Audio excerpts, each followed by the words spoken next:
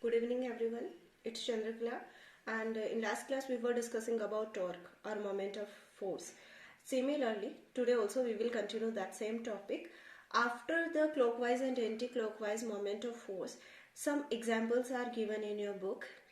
Actually, I did not start this first chapter in starting because I thought that the school will reopen and there we can practically see the examples, but it's not possible now, so you have to arrange all these things at your home only. That is the last option, but still I will try to clear it. I know through this video it won't be clear, but still you read the book again and again, and in classroom it can be clear. That means in live class it will be better understood, but still we have to complete it. So what we will see now, we will see some common examples of moment of force. Okay, so first example given is a example of door. You know that door, suppose this is the wall and here 2 or 3 hinges are placed. Okay, and with the help of this hinge only the doors are kept. Right now I am drawing one only.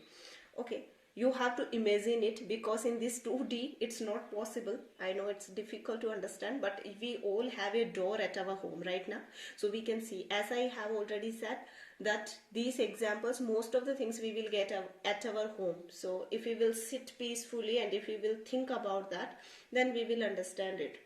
Okay, during exam definitely 2 or more than 2 examples will be there.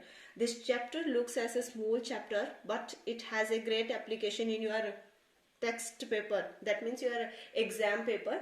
So obviously we have to keep in mind all the examples very well. Definitely there will be examples, and from this chapter you will get question in first section also and second section also. So it's important chapter.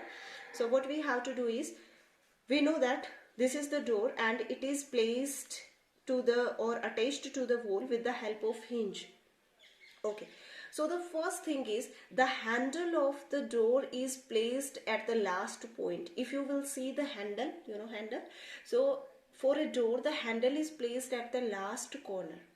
First thing, why is it so?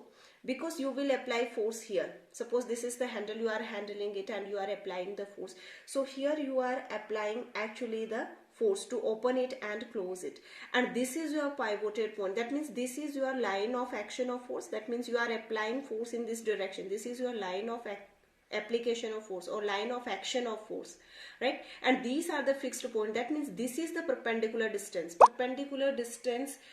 between the fixed point, your pivoted point, that is hinge, and the line of action of force. And similarly here also, that means same thing, perpendicular distance from this line of action of force to the fixed point.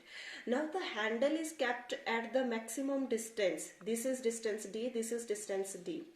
This is kept at the maximum distance from line of action and the pivoted point. Reason we have already discussed in the last class, that is, if you want to increase the turning effect or the rotational effect, then you have two choices. One, either you increase the value of the force or you increase the distance, this distance. So we want minimum force. We want a minimum force on the door. That means we want that we just apply a small force on the door and door must open. So for that, if you want to apply less force, then you have to increase the distance to get maximum turning effect, to open the door easily. So that's why this handle to apply the force is placed at a maximum distance from the hinge, or you can say maximum distance from the fixed point. So this is first example, that is about door at our home, opening and shutting down of the door. This is one example. Here in the same example, one more thing is given. If this handle is not placed at the last corner of the door, if you forget about this handle, and if you try to apply a force at the midpoint, not at the handle but somewhat in this direction of the handle, then you will see that you will have to apply more force to open the door, because obviously you are decreasing the distance. If you will decrease the distance, then the second option is you must increase the force. That means if you want to open the door, suppose you want 20 Newton meter torque, to open the door. This much torque is required. And initially the thing was that you were applying 2 Newton force and the distance was 10, so you were getting 20. But now the problem is you have decreased this, you have done it 5, and here you want 20. Then what is the next option? Obviously increase the force. So if you will decrease this perpendicular distance, then you will have to increase the force. That means you will have to apply more force on the door to open it. Similarly, if you will apply the force at this point, at the point of the hinge, or you can say at the pivoted point, then you won't be able to open the door. No doubt how much force you are applying, still you cannot open the door. Why? Because you see what you want, 20 Newton. If this distance, if you are applying the force on this pivoted point, that means the distance is 0 now. Perpendicular distance is 0. You are applying the force on this point only. Then no doubt how much force you are applying, but your force into 0 will be ultimately 0. That means you are not getting any turning effect. You are not getting any rotation. You are not getting any torque here. That means if this distance you have decreased up to 0, then no doubt how much force you are applying, 500 Newton or 1500 Newton, but 1500 into 0 will be ultimately 0. That means if you are applying the force at the pivoted point, then your body will not rotate. It will not have any turning effect. Turning effect will be 0. So that is the reason that we try to keep this distance, we try to keep maximum, so that just by applying a small amount of force we can do our work, or we can rotate the body. This is our first example. And the second example given is about hand floor grinder. This you whole, I don't know you have seen or not, but still if you will ask your mother, she will tell you. These examples you have to imagine, really you must know what it is during exam, because you cannot memorize all the examples, but definitely question will be there. So take it seriously and collect some information from wherever you can get. So this actually hand floor grinder is actually something like that. It is having 2 stones, one on each other, but the handle is placed at the last corner, and here actually we are having its handle. This is, I have, since it is in 2D now, so I have mentioned it like this, but actually I don't know, you can see its picture on internet. Okay, so this is one hand of that grinder, and one pivoted point will be, actually I need to draw it somewhat larger. Here you will not get anything. Suppose now it's okay, otherwise both these points will be mixed. Like this, it is having its one hand, and one more it will have, that will be below that. Okay, so actually here one you will have pivoted point, and here you will have handle. Let it be H, this pivoted point be P. Okay, so pivoted point means it's the fixed point, and about this point, or you can say around this point, your body or your this stone will move, right? And this is the handle. If this is the handle and you are rotating this grinder in this direction, suppose you are, with the help of hand you are applying the force, and you are rotating it in this direction, that means you are applying force in this direction. That means your line of action of force is this one. Okay, and obviously then this is the perpendicular distance. Okay, now here the thing is, this handle, again the handle of this grinder is placed at maximum distance. See, this is the total that means size of that grinder. So obviously then this is the last point where you can put the handle now. Outside the grinder you cannot put handle, right? So this is the last point. So we are putting this handle at the last moment, or at the maximum distance, for the same reason that this distance will be maximum. Then you will need to apply only a small amount of force. With a small amount of force also you can obtain maximum torque. That's why in the case of a hand floor grinder, the handle and the pivoted points are kept at maximum distance. This is our second example. And the third example that you are familiar very well, I don't have to explain much, that is the steering wheel. This you all know, I know that. That means a steering wheel of any particular vehicle. That means right now we have seen the clockwise and anti-clockwise movement of something. Same thing is there. that you can rotate the steering in clockwise direction or anti-clockwise direction according to your wish, right? And how will you do that? You have two methods. First thing, either you change the direction of the force, or second thing, you change the point of application of force. This we have already seen, that how we will rotate the body in clockwise direction or anti-clockwise direction. Here in this example, what we will discuss, that is your pivoted point of your string. Your steering is fixed at this point, and force you are applying on this outermost area here. Why? Because you need maximum distance, perpendicular distance between the fixed point of the steering and the force which you are applying. If you are applying force here, then it will rotate like this, and if you will apply force here, then it will rotate like this, right? Now, so that means what? That means this distance must be maximum if you want that the body or your vehicle should move with high turning effect. That means if you want to increase its turning effect in minimum force, then the next option is you increase the distance. That is the last option. So that's why we apply the force on the steering at the last point to increase this distance, because if we are able to increase this distance, then we will be able to increase the turning effect. Okay, this is next example. After that, the next example is given for bicycle. This you all know. That means you know that your bicycle, it will have a rear wheel and it will have one what you can say foot pedal. About it also you have learned, and both these will be connected with the help of a toothed string. Okay, in 9th class you have learnt about that, in Pascal's law, same thing. So here also what we are doing, actually we are having a foot pedal, and here we will apply the force to make the moment of the bicycle. We apply force on foot pedal, that we know right now. So what we are doing, actually we want that these both things must be at maximum distance, because here this will be your pivoted point and here you will apply the force. Basically, if you know the working of the bicycle, then you know that actually the rear wheel is responsible for the moment of your cycle.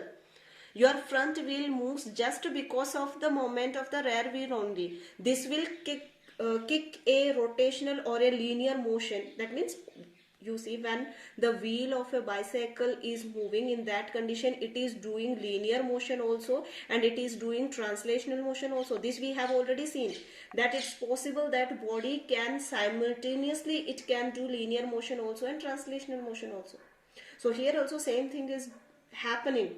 That means you are actually producing a turning effect in the wheel with the help of the pedal. You are producing a turning effect, and because of that turning effect, along with that turning effect, one linear motion is also there. And due to the turning effect of this rear wheel only, front wheel of your bicycle is moving. So here also we try to keep the force and the that means the pivoted point at the maximum distance. This is our next example. After that, a spanner. Nothing. If you don't have seen, then take today from your home. You will get it. Then look at it. Okay. Then you will get it. Spanner, that means to lose a screw or a nut. Especially nut. It's not screw, because the screw is loosened by a screwdriver. So here, if you have, obviously, I know you all have seen it, but still. So if you have seen the spanner, then see here you will have your nut which you want to open. This is not important for us. What is important for us is this handle. If you will try to lose it or you try to tight it, that depends how will you rotate how will you apply the force. You want to make it rotate in the anti-clockwise direction or clockwise direction. That we have already seen in the screw rule. If you will rotate it in the anti-clockwise direction, then it will get loosened and come out. And if you want to tight it, then move it in the clockwise direction. So accordingly you will apply the force. But the point is, if you are applying the force in this direction, suppose you want to rotate it like this. So you are applying force here. So this is your line of action of force. This is one thing. This is your nut. That means whatever force you are applying here, this nut will have an effect of this force. Now this nut, ultimately this nut has to get loosed or tightened. That means this nut has been fixed between these 2 points. So this is your pivoted point, this is your pivoted point, and this is of your line of action of force. And what you want this distance maximum, this perpendicular distance you want maximum, so that you can get maximum torque. And if you want this perpendicular distance maximum, then you want that the handle of this spanner must be large.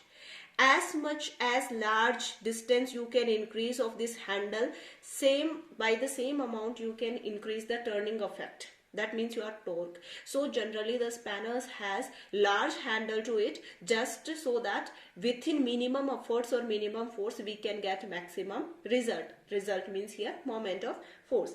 This is your next example, and the next example is jack screw. I know that you all have a four-wheeler at your home, right? So you know what it is. In Pascal's law you have learnt about that, right? About jack. It works on Pascal's law, that you know, right? Here we are not discussing Pascal's law, but we are discussing only the rotation. So for the rotation, we know that if you will try to rotate it in the anti-clockwise direction, then your jack will move in the upward direction. That means if you are having any heavy load here, let it be car or anything, if you have a heavy load here and if you are rotating it in the anti-clockwise direction, then it will raise the load in upward direction. And if you want to, suppose you want to change the wheel of your vehicle, whatever it is, then first you will move it in the anti-clockwise direction, and your vehicle or car or whatever, it will move in the upward direction. Now you can change its tire or wheel, and then you want to put it down back on the ground, then move it in the clockwise direction, then it will take this load in the downward direction. That is the jack screw. If you don't know, then today you can ask your father, he will explain you very well. And I know that you are also driving all these things, so you know it very well. These are some examples. We do not need to just memorize it. Don't try to just memorize, because we have to learn a lot of examples in this chapter itself. But just try to understand it. Just try what it is. Look at that particular object and try to observe it. Then we will get the real thing what it is. Then we will not need to memorize, and in exam we can write it very well, right? Our next topic, which is very important topic, is couple. You know, as the name indicates, same thing. Couple means pair. Pair means two. Here we are talking about force and moment of force. That means we will talk about two forces.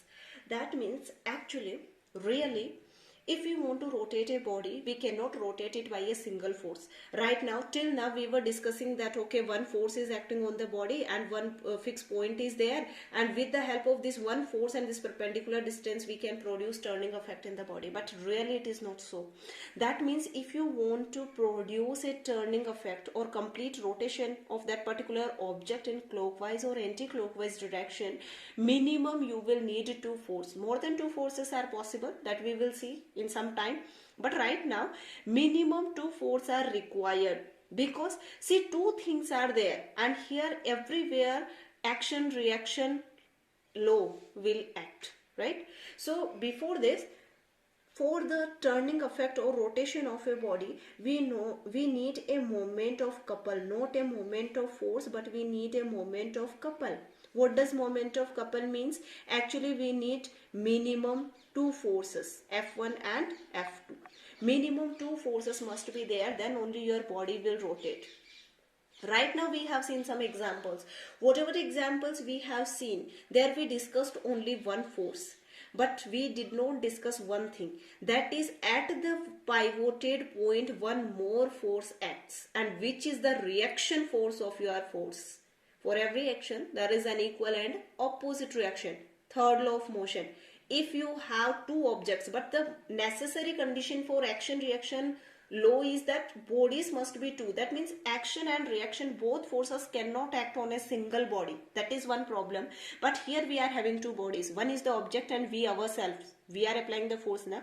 So that means if you are applying the force on the body, you remember, well, all the Newton's law of motion, If you will try to rotate this body, then this body, due to inertia, it will try to stop this rotation. That means if you will apply a force on the body, then the body will also apply a force on you. If you are trying to rotate the body in this direction, then the force of reaction which is acting at the pivoted body point, that will try to produce a effect in this direction, so that it can cancel the effect of your force, and ultimately the body should not move, which is known as force of or law of inertia. If a body is in rest, it wants to be in rest, and if the body is in motion, it wants to be in motion.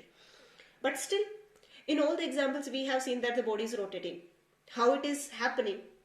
Actually, it is happening because when you are applying this force, you have one force, this, which you are applying, and you are also having this perpendicular distance at which you are applying. Because of that, you are getting one resultant torque. But this poor fellow, this pivoted point, has one problem. It can apply the force, that is not the problem, let it be F2, but the problem is it is not having perpendicular distance. It is applying force at this point itself, and at this point the perpendicular distance is 0. Right now we have discussed that if your perpendicular distance is 0, then no doubt how much force you are applying, but ultimately the moment of force will be 0. And because of this T2 torque, the torque which is produced due to the reaction force of pivoted point cannot work. It cannot work because it does not have perpendicular distance. But your force is having perpendicular distance now. So that's why here your force is prominent, and because of that it is moving in a particular direction. Because of that only you are able to rotate this body. Otherwise, here two forces are acting. One force you are applying and another force your body is, that means your pivoted point or fixed point of the body is also applying. But you have sufficient distance, so your torque is working here, and his torque is not working because it is not having perpendicular distance. Then no doubt how much force he can apply or it can apply, no problem, because ultimately there will be no torque. So no doubt finally the body is moving because of a single torque, but there will be always two torque in the pair. And two torque or pair means moment of couple. That means couple means two. That means every time the rotation is caused due to two forces. Okay, I hope this point is clear to you, and this is our actual point. Now again and again we will now draw this circular round circle. Okay, we have considered that, see, suppose this is one rod, iron rod or steel rod or any object. Actually it is in the form of a rod, it can be any object. Okay, done. This is a rod, suppose iron rod, and it is fixed about this point O. Okay, now you see, if you will apply force on this, then it will move it in like in this direction. That means if this is your rod and if you are applying force on this, if it is fixed about one point in the middle, then if you will apply the force, it will rotate. So similarly, you see, this is the fixed point. If you will apply one force, let it be F1 in this direction. Suppose here one force is acting and here also one force is acting, let it be F2. Okay, then you see, this force will try to rotate this body in this direction, and this force is also trying to rotate the body in this direction. That means your this body will rotate in a circular motion here, because this F1, it is rotating like this, and F2 is also rotating like this. That means your body can rotate like this now, no problem, it can rotate in anti-clockwise direction.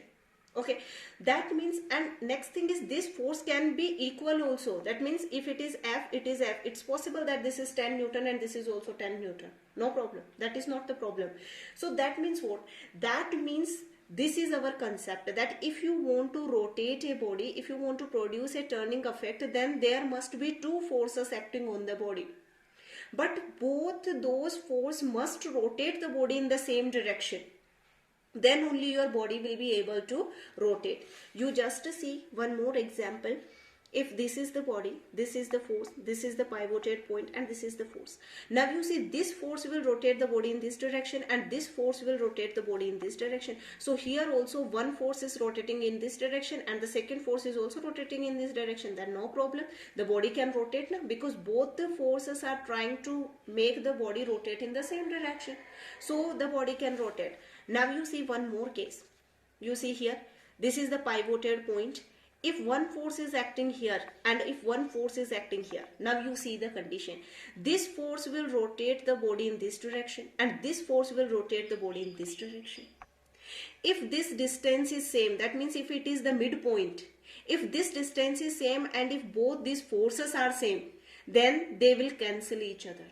That means here torque 1, suppose this distance is 5 meter, this is 10, this is also 10 and this is 5 meter. Then you see here torque will be 10 into 5 is equal to 15 Newton into meter, and here also torque that can be 10 into 5 is equal to 15 Newton into meter. So this 50 Newton into meter will cancel out this 50 Newton into meter. That means ultimately your object will not do any kind of rotational motion because both the forces are cancel out each other's effect. Similarly, the last case, that means if it is the pivoted point, suppose it is O, one force is acting in this direction, one force is acting in this direction. Here also it will not rotate because this will try to move in this direction and this will try to move it in this direction. Both the forces will cancel out each other.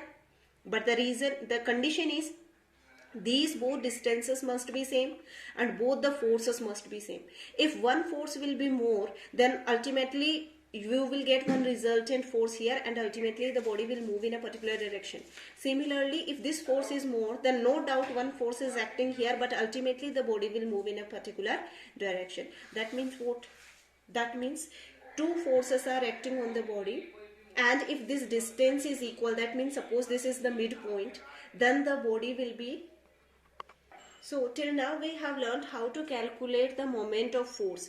For calculating the moment of force, what we have done, actually to calculate the moment of force, we have multiplied the force into the distance between the pivoted point and force. This much distance only we have used, right? Now when we will calculate the moment of couple, then we will apply the formula force into total distance. This full distance we will use, that is the total distance. Unit will be same, that is Newton into meter. That will not make any difference. But you see, this condition is possible only if both the forces are equal, because here we have taken a single force only now. That means both the forces must be equal. If both the forces are equal and if this is the midpoint, then you can take any one force and you can take total distance. That will give you the moment of couple. That means total how much rotation will take place.